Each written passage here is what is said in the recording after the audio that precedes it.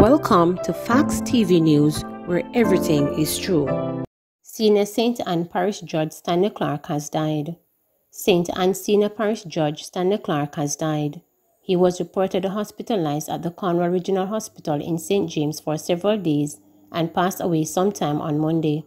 Unconfirmed reports are that he had contracted COVID-19. Clark served as a resident magistrate, now called Parish Judge in St. Elizabeth and then Trelawney, before being transferred to St. Anne in June. His death has been sending shockwave throughout the legal community across Jamaica, especially in St. Anne, where lawyers are still mourning the passing of their colleague, Ernest Simit, who died last week. Attorney General Marlene Malahoo Ford said she was grief-stricken over Clark's death. "We presided in St. Elizabeth during my time on the bench there. Condolence to his family, including the parish court judges," Malahoo Ford tweeted late Monday. One Trelawney-based attorney at law who spoke with reporters but asked for her identity to be withheld described Clark's death as devastating. "We were all hoping for the best and that he, Clark, would make a strong recovery, but it wasn't to be. After attorney at law Simit's passing, I never would imagine the legal fraternity would be rocked with this so soon," she said. "My condolences to his family and the court staff in Trelawney, as well as St. Anne where he was based until the time of his illness," she added. Another female attorney who spoke with reporters online said Clark treated attorneys, accused persons, witnesses and police officers who appeared before him with respect. "He treated everybody with dignity and respect. Condolences to his family, friends and those who knew him well," she said. Two suspects identified in connection with the death of elderly man. The police have identified two suspects in connection with the death of 81-year-old Norman Campbell, who was found dead in his bed with his head bashed in on Sunday afternoon. "Right now, we are in the process of pursuing leads to pick up two suspects and pursue the case as best as we can," Deputy Superintendent of Police in charge of operations for St. Anne, Kevin Francis, reported. "We condemn such an act against the life of an 81-year-old, and we ask that anyone with additional information that can assist the investigation reach out to the Brownstown or St. Anne's Bay Police." Residents of Goshen, a rural community in the parish, has been left reeling from Campbell's death. The Brownstown Police reported that about 1:46 p.m., someone believed to be a neighbor discovered Campbell's lifeless body and called the police. Lawmen were unable to say whether there were signs of forced entry. 25-year-old Natoya Foster, who said she shared a close relationship with Campbell, was among those shocked by his gruesome death. "Me know Salah from me know myself. He was like a grandfather to me. From basic school days, he used to pick me up every day after school," she said. "I really feel saddened by his passing, especially the way he died. It was so cruel. He was a sweet old man. Everybody loves Salter." She said he had recently been hospitalized for a few weeks with an ear infection. After learning that he was back home, she had been hoping to visit him soon. "The last time I see him was a while back, so this was the last thing I wanted to hear. I am still shocked and in disbelief because Salter was never the type of person to be in any sort of conflict with anyone," she said. Another resident, who only identified herself as Christina, described Campbell as a caring and humble father of two. "Right now, me still can't believe what happened. God know me feel it bad. It's an old man that me know what him could really do to deserve this. Him was a nice person. Him just always go about him business and don't trouble people," she said. "Me never see anything like this happen up here before, so everybody shaking up in a this same way." Deputy Superintendent Francis said the Constabulary's Community Relations team will make counseling available for relatives of the deceased. Day 2 of COVID vaccination blitz for children. This is the second day of our 4-day blitz for vaccination, primarily focused on those in the education sector.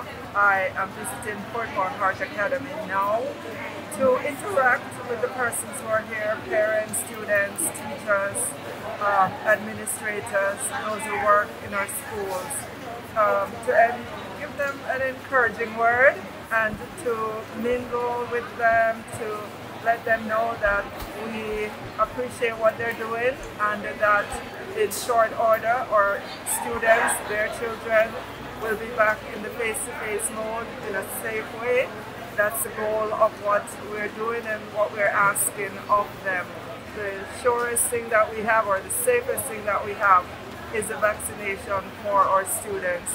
And I know they've been out of school for almost a year and a half and are anxious to be back in the face-to-face environment with their teachers, and we're facilitating that so they can get back into that environment. I am impressed with the turnout of the children, and the parents are responsible to bring in the children, which really make me happy, because I never thought they could turn out in numbers like this morning. As I'm talking to you, we have issued over 125 tickets to the parents of these children, and the children are very cooperative. Since morning we have not had any problem with any child. Who are coming in? Are they just from Chapelton? I will not say Chapelton alone, Chapelton and the environ, because we have 63 communities in this area.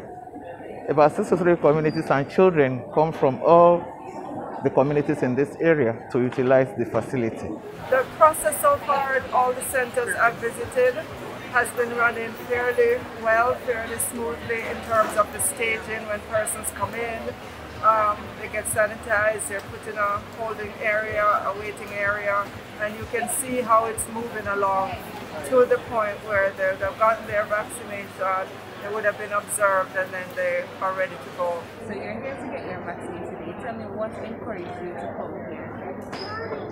Because it was close to home and very convenient, so yes. Have you been hearing a lot of negative information about this vaccine? Yes. But you still decided to come? Yes. Why?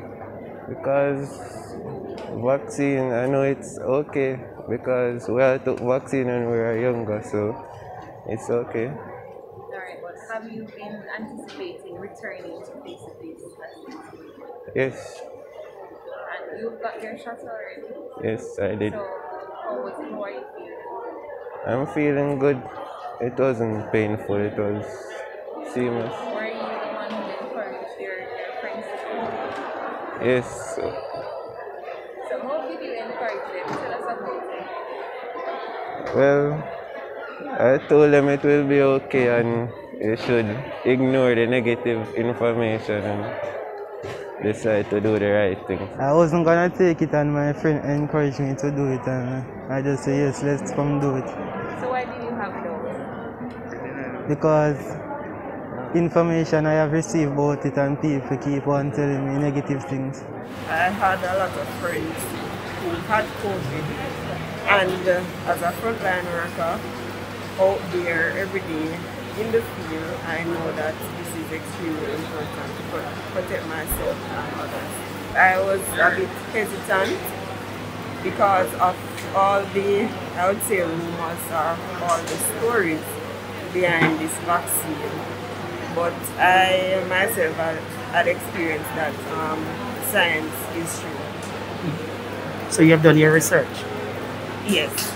You have a lot of administrative persons here helping to man. The JDF is here, school administrators, a lot of the Ministry of Health and Wellness staff is here today to ensure that the process goes smoothly. We have few teachers in the midst, but they came with their children. Most of the adults we have in the midst this morning are parents to the children.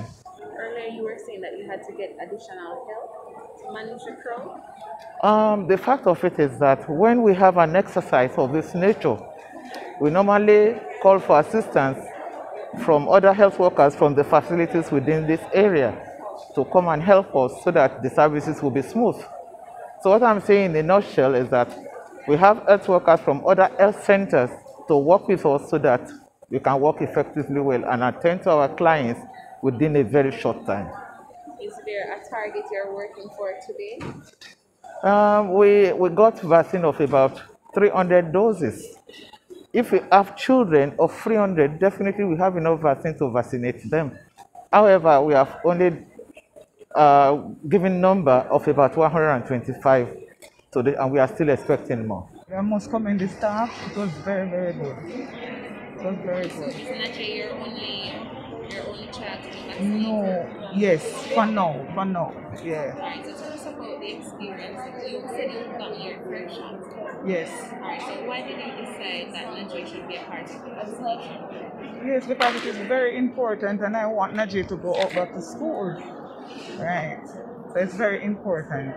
And then I am the one who mostly out on the road, so I don't want to bring it into them. So I decided, say, I'm going to take it and let him take it also. I want to get back into the learning group. I think I like the online, but I think I would just learn more if I come face to face.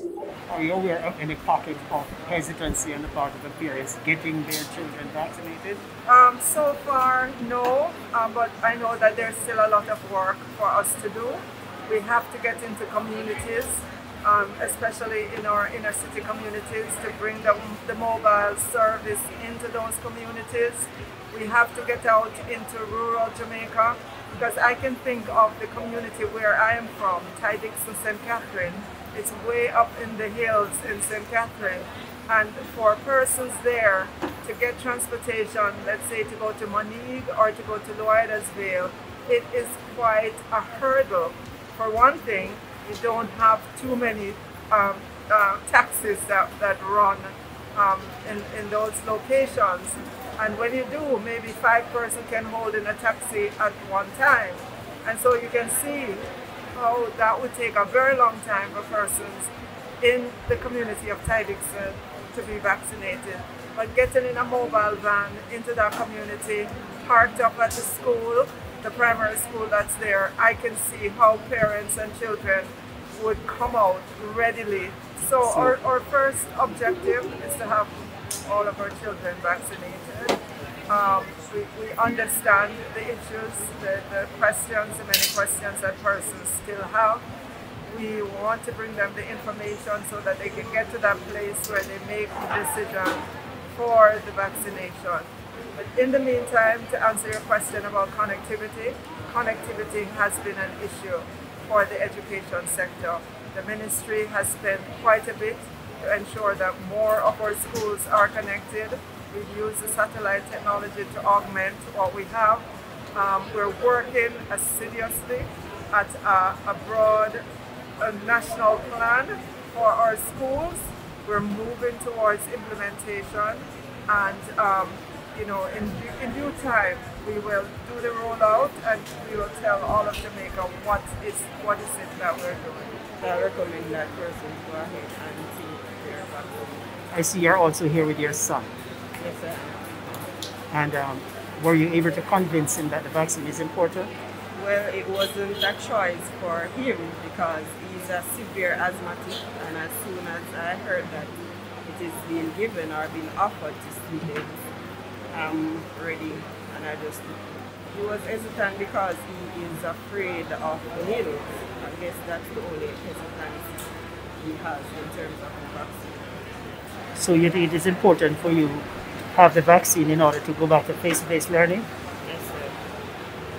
Did you have a problem taking the vaccine? At first, because of the person that will say it come with a lot of side effects, I was scared, but no, I'm not really scared. So what you did some research? Yeah. And you found out that it's okay? That is fine. The needle, it was very tall, so at first I think it would be hot, and then no, it's not. What do you miss most about face-to-face? Like with my friend them and teacher in front of me. That's that alone. Do you have any encouragement for other people who say I want to take this vaccine? Do you have anything to say to them? Just take. Please remember to subscribe, like, share, and click the notification bell for daily updates.